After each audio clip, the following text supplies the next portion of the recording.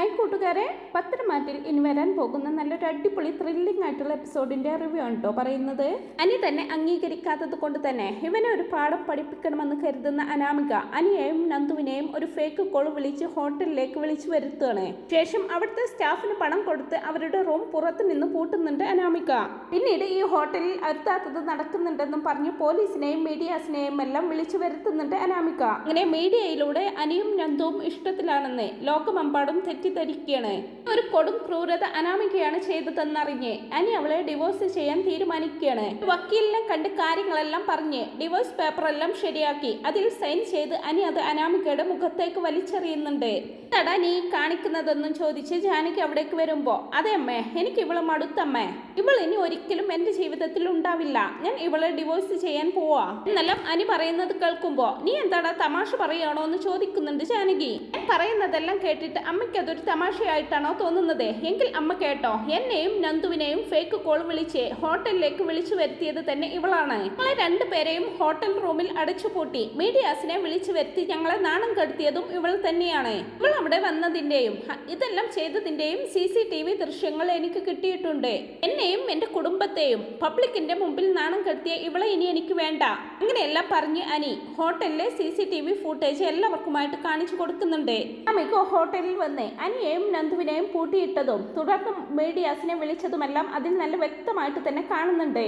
അതെല്ലാം കണ്ട് അനന്തപുരിയിലെ എല്ലാവരും ആകെ ഷോക്കാവാണ്. ജാനകി നല്ല ദേഷ്യത്തോടെ അനാമികയുടെ അടുത്തേക്ക് വരുന്നുണ്ട്. എന്നിട്ട് ചോദിക്കുകയാണ്, എന്തിനാടി നീ കടുംകൈ ചെയ്തത്? സ്വന്തം ഭർത്താവിനെ നാട്ടുകാരുടെ മുമ്പിൽ നാണം കെടുത്തിയിട്ട് നിനക്ക് എന്ത് നേട്ടമാടി കിട്ടിയത്? പറയടി, പറയാൻ എന്നൊക്കെ പറഞ്ഞ് ജാനകി അനാമികയുടെ നേർക്ക് പൊട്ടിത്തെറിക്കുകയാണ്. അതെ അമ്മേ, എല്ലാം ചെയ്തത് ഞാൻ തന്നെയാണ്. എന്തിനാണെന്നറിയോ, അനി ഇതുവരെ എന്നെ ഭാര്യയായിട്ട് അംഗീകരിച്ചിട്ടില്ല.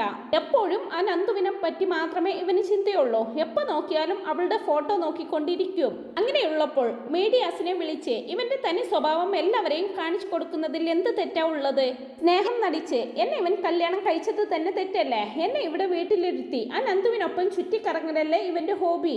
അങ്ങനെയുള്ളപ്പോൾ ഇവന്റെ ഈ ചുറ്റിക്കളി ലോകമെമ്പാടും അറിയാൻ വേണ്ടി തന്നെയാ ഞാൻ ഇവനെയും നന്ദുവിനെയും ആ ഹോട്ടൽ റൂമിൽ പൂട്ടിയിട്ടത്. എന്നിട്ട് മീഡിയാസിനെ വിളിച്ചു വരുത്തിയതും ഞാൻ തന്നെയാണെന്നൊക്കെ അനാമിക വലിയ ഭാവത്തോടെ പറയണതും ജാനകി ഒട്ടും സമയം കളയാതെ അനാമികയുടെ കർണം അടിച്ചു പൊട്ടിക്കുന്നുണ്ട്.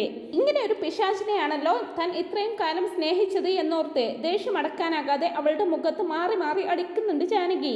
എടി രാക്ഷസി, നീ ഒരു മനുഷ്യ സ്ത്രീ തന്നെയാണോ? ഭർത്താവ് ഒരു തെറ്റ് ചെയ്തിട്ടുണ്ടെങ്കിൽ അത് വീട്ടിനകത്ത് തന്നെ പറഞ്ഞു തീർക്കാൻ നോക്കണം. ഒരിക്കൽ നീ അനിയുടെ 10 ലക്ഷത്തിന്റെ ചെക്ക് മോഷ്ടിച്ചു. അന്ന് തന്നെ നിന്നെ പോലീസിൽ ഏൽപ്പിക്കേണ്ടതായിരുന്നു. പക്ഷെ ഞാൻ അന്ന് നിന്നെ രക്ഷപ്പെടുത്തി. നീ ചെയ്യുന്ന തെറ്റിന്റെ ഫലമൊക്കെ അനുഭവിക്കേണ്ടത് ഞാനും എന്റെ മോനും കൂടിയാടി. ഞാനും എന്റെ പാവം മോനും നിന്നോട് എന്ത് തെറ്റാടി ചെയ്തത്? ഇത്രയും നാൾ നീ ചെയ്യുന്നതെല്ലാം ഞാൻ ക്ഷമിച്ചു. പക്ഷെ ഇനി അതുണ്ടാവുമെന്ന് നീ കരുതണ്ട എന്നും പറഞ്ഞ് അനാമികയുടെ നേർക്ക് പൊട്ടിത്തെറിക്കുക തന്നെയാണ് കേട്ടോ ജാനകി. ഇവളെ അടിച്ചാലൊന്നും ഇവള് നന്നാവാൻ പോകുന്നില്ല അമ്മായി. ഇവളെ പിടിച്ച് ഈ വീട്ടിന് പുറത്താക്കുകയാണ് വേണ്ടത് എന്നും പറഞ്ഞ് നവ്യ അനാമികയെ പിടിച്ചു വലിക്കുകയാണ്. പക്ഷെ ഉടനെ തന്നെ നയന വന്ന്, ചേച്ചി വേണ്ട, അനാമിക ഇപ്പോൾ നമ്മുടെ നന്ദുവിന്റെ ജീവിതം വെച്ചാണ് കളിച്ചത്.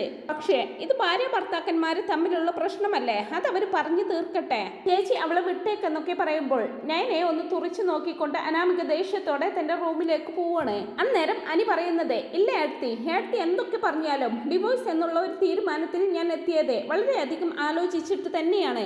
ഇതുപോലെ സംസ്കാരമില്ലാത്തവരുടെ കൂടെ ജീവിക്കാൻ എന്നെ കൊണ്ട് പറ്റില്ല ഏട്ടത്തി. അനാമിക എന്നെ കല്യാണം കഴിച്ചത് ഈ വീട്ടിലെ സ്വത്തുക്കൾ കണ്ടിട്ട് മാത്രമാണ്.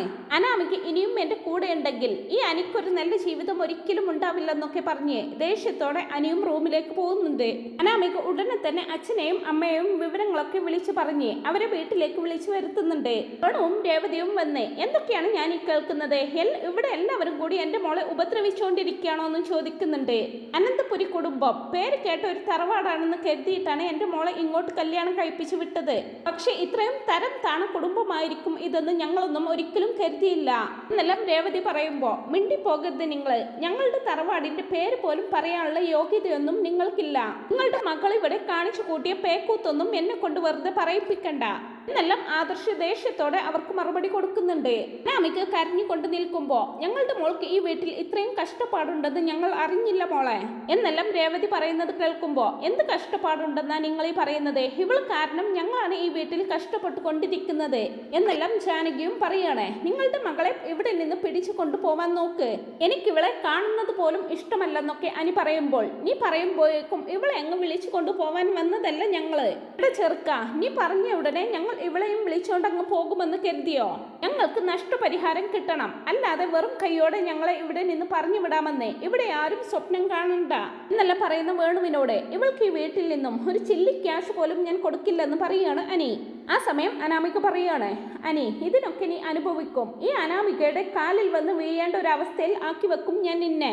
കാണിച്ചു തരാം ഞാൻ നിങ്ങൾക്കെല്ലാവർക്കും. വാച്ച നമുക്ക് പോകാമെന്നും പറഞ്ഞുകൊണ്ട് തന്റെ പെട്ടിയും പാണ്ഡവും എല്ലാം എടുത്ത് അനാമിക അച്ഛന്റെയും അമ്മയുടെയും കൂടെ അനന്തപുരിയുടെ പടിയിറങ്ങാണ്. അതിനെയും ആദർശമൊക്കെ വിഷമത്തോടെ നിൽക്കുന്ന അനിയെ സമാധാനിപ്പിക്കുന്നുണ്ട്. പിന്നീട് ആദർശിനൊരു ഫോൺ കോൾ വരുന്നുണ്ട്. ആ ഫോൺ കോൾ അറ്റൻഡ് ചെയ്ത ഉടനെ ആദർശ് ആകെ നടുങ്ങാണ്. പെട്ടെന്ന് തന്നെ ആദർശ് ഹോളിൽ വന്ന് TV ഓൺ ആക്കുന്നുണ്ട്. ഇതിൽ അനാമിക ന്യൂസ് ചാനലിൽ വന്നിരുന്ന് ഇന്റർവ്യൂ കൊടുക്കുന്നതായിരിക്കട്ടോ അവരെല്ലാവരും കാണുന്നത്. അപ്പൊ അക്കാര്യമായിരിക്കും ആദർശിനോട് തന്റെ ഫ്രണ്ട് വിളിച്ച് പറഞ്ഞിരിക്കുക. അനാമിക പറയുന്നത് എന്താണെന്ന് വെച്ചാൽ എന്നെ എന്റെ ഭർത്താവും കുടുംബവും വീട്ടിൽ നിന്ന് അടിച്ചിറക്കി വിട്ടതാണ്. അത് എന്റെ ഭർത്താവിന്റെ കൂടെ ഹോട്ടലിൽ നിന്നും പിടിച്ച നന്ദു എന്ന് പറയുന്നവൾക്ക് വേണ്ടിയാ. ആ വീട്ടിൽ ഞാൻ അവൾക്ക് വേണ്ടി വലിയ ഉപദ്രവമാണ് നേരിട്ട് കൊണ്ടിരുന്നത്. ആ വീട്ടിൽ നിന്ന് ഞാൻ പലതും അനുഭവിച്ചു. എനിക്കിനി അതൊന്നും സഹിക്കാൻ പറ്റില്ല എന്നൊക്കെയുള്ള കല്ല് വെച്ച നുണ അനാമിക മീഡിയാസിൽ പറയുന്നത് കേട്ട് അനന്തപുരിയിലെ എല്ലാവരും ആകെ നടുങ്ങി നിൽക്കുകയാണ്. അതിന്റെ തുടർച്ചയായിട്ട് തന്നെ അനാമിക അനിയുടെ പേരിൽ കംപ്ലൈന്റ് കൊടുക്കുന്നുണ്ട്.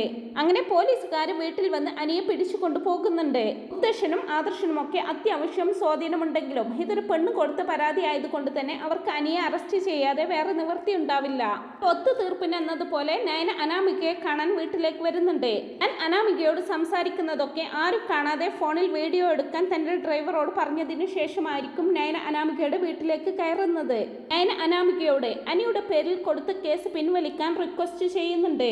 ഞാൻ അനിയെ കല്യാണം കഴിച്ചത് തന്നെ അനന്തപുരിയിലെ സ്വത്തുക്കൾ നേടിയെടുക്കാൻ വേണ്ടിയിട്ടാണ്. അവിടെ നിന്ന് വെറും കൈയോടെ ഇറങ്ങിപ്പോവാൻ ഈ അനാമിക ഒരിക്കലും ഉദ്ദേശിച്ചിട്ടില്ല. അനിയെ ജയിലിൽ നിന്നും പുറത്തിറക്കണമെങ്കിൽ 1000 കോടി രൂപയുടെ സ്വത്തുക്കളെങ്കിലും എന്റെ പേരിൽ കിട്ടിയിരിക്കണം.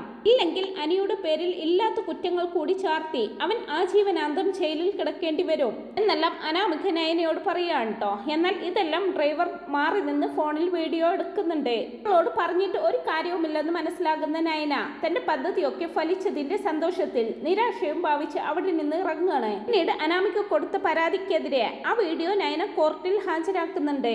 അനാമിക ഒരു പെരും കള്ളിയാണെന്നും അനി നിരപരാധിയാണെന്നും എല്ലാവർക്കും മനസ്സിലാവുന്നുണ്ട്. അങ്ങനെ അനാമികയെ 6 മാസം ജയിൽ ശിക്ഷയ്ക്ക് വിധിക്കുകയും അനിയെയും നന്ദുവിനെയും അപമാനിച്ചതിന് 2 ലക്ഷം രൂപ നഷ്ടപരിഹാരം കൊടുക്കാനും കോടതി വിധിക്കുകയാണ്. അനി ജയിലിൽ നിന്നും പുറത്തു വന്നയുടനെ അനാമിക ഡിവോഴ്സ് പേപ്പറിൽ സൈൻ ചെയ്ത് ജയിലിലേക്ക് പോവാണ്. എന്റെ മകനെ ജയിലിൽ നിന്നും പുറത്തിറങ്ങാൻ സഹായിച്ച നയനയെ ജാനകി വന്ന് കെട്ടിപ്പിടിച്ച് നന്ദിയൊക്കെ പറയുന്നുണ്ട്.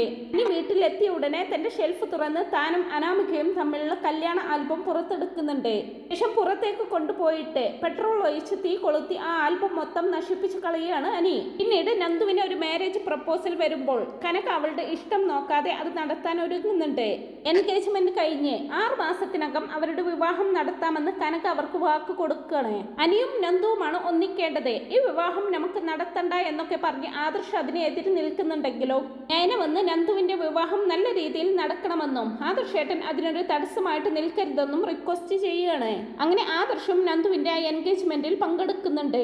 അങ്ങനെ 6 മാസത്തിന് ശേഷം നന്ദുവിന്റെ വിവാഹം വന്നെത്തുകയാണ്. അനന്തപുരിയിലെ എല്ലാവരും ആ വിവാഹത്തിൽ പങ്കെടുക്കാനായിട്ട് എത്തിയിട്ടുണ്ടാവും. അനിയുടെ ഉള്ളിൽ ഒരുപാട് സങ്കടമുണ്ടെങ്കിലും ആ വിവാഹത്തിന് എത്തുന്നുണ്ട്. അങ്ങനെ വിവാഹ ആഘോഷങ്ങളൊക്കെ നടക്കുകയാണ്. മുഹൂർത്തമാകുമ്പോൾ പെണ്ണിനെ വിളിക്കാൻ പറയുന്നുണ്ട് പൂജാരി. പക്ഷെ നന്ദുവിനെ എങ്ങും കാണുന്നില്ല എന്ന് കനകയും നയനയും വന്നിട്ട് പറയുന്നുണ്ട്. കുറെ തിരഞ്ഞിട്ടും നന്ദുവിനെ കാണാത്തത് കൊണ്ട് പെൺകുട്ടി ഒളിച്ചോടിപ്പോയെന്ന് കരുതി പയ്യനും വീട്ടുകാരും ആ വിവാഹത്തിൽ നിന്ന് പിന്മാറുകയാണ്. അതേസമയം ജയിലിൽ നിന്നും ഇറങ്ങിയ അനാമികയും അവളുടെ ആൾക്കാരും കൂടിയായിരിക്കും നന്ദുവിനെ തട്ടിക്കൊണ്ടു പോയിരിക്കുന്നത്. ജയിലിൽ നിന്നും കിട്ടിയതാണോ നിനക്ക് കുബുദ്ധി, എന്നെ ഇവിടേക്ക് എന്തിനാ കൊണ്ടുവന്നിരിക്കുന്നത് എന്നൊക്കെ ചോദിക്കുന്നുണ്ട് നന്ദു. ഞാൻ ഇത്രയും കാലം ജയിലിൽ ജയിലിൽ കിടക്കാൻ കാരണക്കാരി നീ ഒരൊറ്റ ഒരുത്തിയാണ്. എന്റെ കുടുംബജീവിതം ഇല്ലാതാക്കിയിട്ട് നീ ഒരു കുടുംബജീവിതത്തിലേക്ക് കടക്കാമെന്ന് കരുതിയോ? ഈ മുഹൂർത്തം കഴിയുന്നത് വരെ നീ ഇവിടെ തന്നെ കിടക്കും. നിന്റെ വിവാഹം മുടങ്ങും. അതെനിക്ക് കാണണമെന്നൊക്കെ പറഞ്ഞ് ആർത്തട്ടഹസിക്കുകയാണ് അനാമിക.